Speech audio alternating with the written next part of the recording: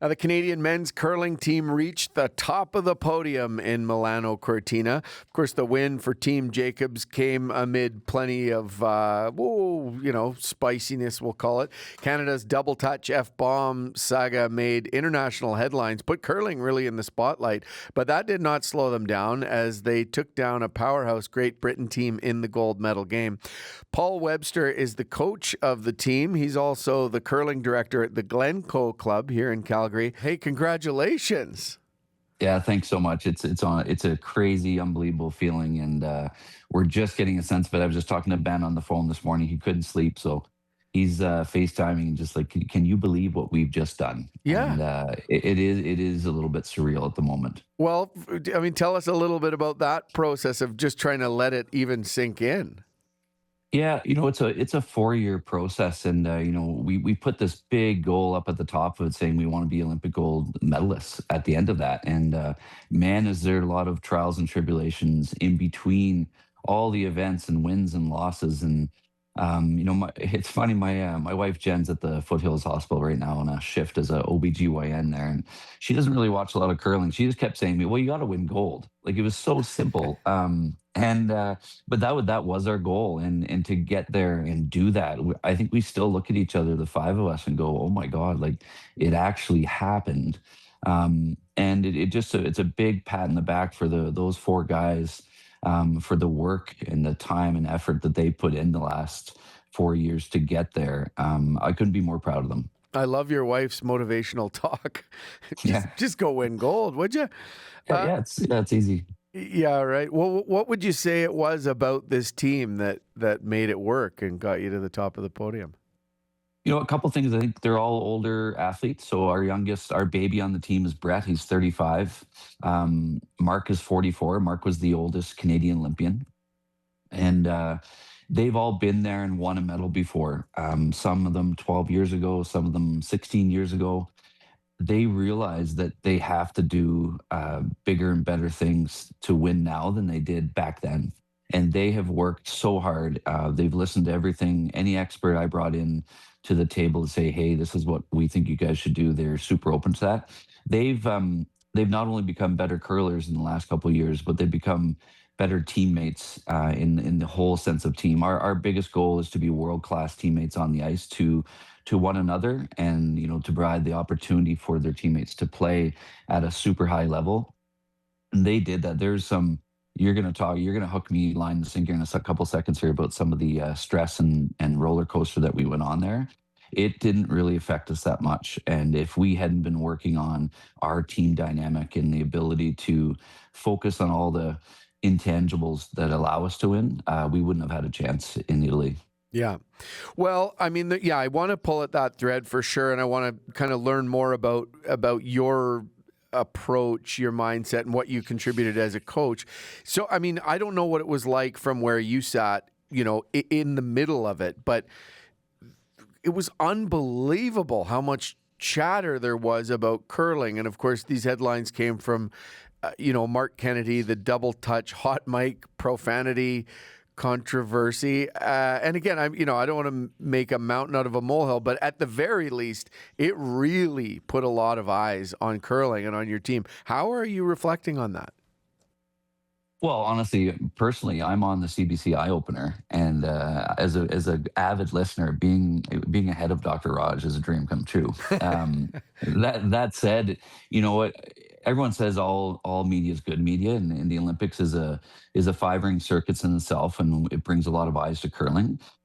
That altercation between us and Sweden could have happened at any event. Our biggest concern, or I guess fascination with it, was their choice to leave it to the third game of the Olympics. They've been struggling the last couple of years, so that's the defending Olympic gold medalist team. I believe they came 10th at this Olympics. So their performance on the ice wasn't what it was. We'd played them numerous times in the last couple of years, and there wasn't a word of any double touch. One of the easiest ways to explain it to the listeners back home is that's like Macklin Celebrini or Connor McDavid going offside in that last game, and everyone across the world calling him a cheater. So is there a rule that you can't go offside in hockey? Yep. But if you break it, and they're pushing those boundaries all the time.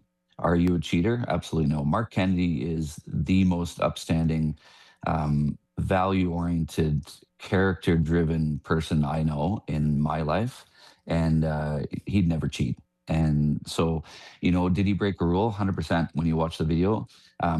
Was he set up in a situation where there's a Swedish coach in the stands videotaping and they're like, oh, setting him up, like, I'll show you a video later? Well, yeah, it's exactly what Uh, happened. And they didn't deal with it well. And if you listen to the comments from Nicholas Eden, their skip, they couldn't handle that media and the pressure. And I don't think he was happy with the way his team dealt with it. Because in a gentleman's sport like curling, with a spirit of the game page at the start of the rule book, you just come up to us at the start of the game and say, hey, this is what we've seen in the past. And we would say, you know what, we'll watch it. We talk to those guys all the time. You talked about the Glencoe. Those guys are at the Glencoe about 10, 11 years ago. We invited them for a small 3-4 team event. So we know them quite well. So I was really disappointed in how they decided to approach that. And honestly, I'm very disappointed for how Mark has to deal with it, in reference to all the memes and so on. y- It's yeah, I out mean, there now. it's out there. Although, I mean, and yes, like, the way that the world works on social media and online is a real vampire. But I mean, there's a ton of attention and support for Mark as well. And I mean, I'm just saying that because I hope he feels it. But yeah, anyway, gold medal to as a bit of a balm on the wound, maybe. But I mean, let's.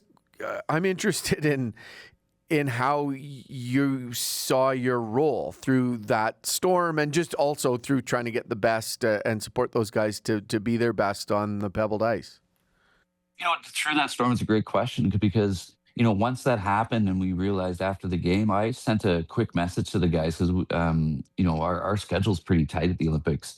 And I said two things like, A, thanks for being an unbelievable teammate and standing up both for yourself and your teammate. Mark needed to know that we weren't mad.